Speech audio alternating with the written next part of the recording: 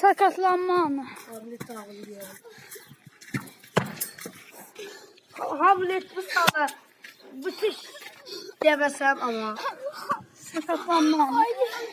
Çeşi görme.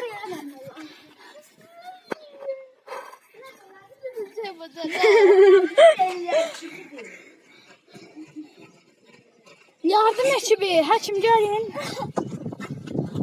Namik həkim nerede kaldı? Namik həkimi çürümüş, yolda gəlir. Yok şey açım. Rəfiqəni çağırmışıq gəlir yol. Bomba hocam sen. Ağlama. Kim yıktı sizi? Kim yıktı sizi? Diye baba. Hamlet niye yıktı bana? Ağlama, ağlama. Bak sen şeyler. Ne topu vuracaktın?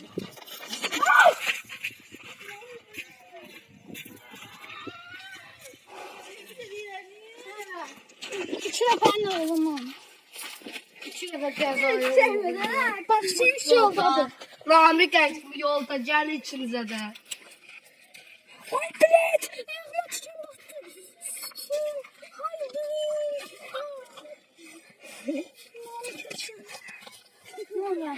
Rami geçin bakın. Buna bakın. Rami geçin. Çeçen. Korkmadı yine de. Yine. Çeçen. Aa, kapıda kimler istiyorsun?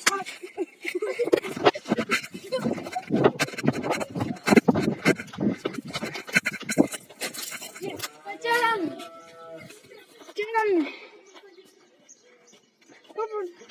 Baba buradan kırağa çekemiyor.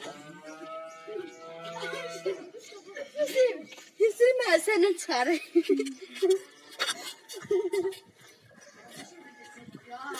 Sen diledi. Bunu paylaşmalı.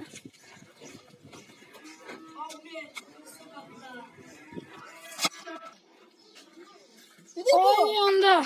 Metal mentil mi almayamız oynadı? Sen tutup demedin. Ben baktım, ben dedim.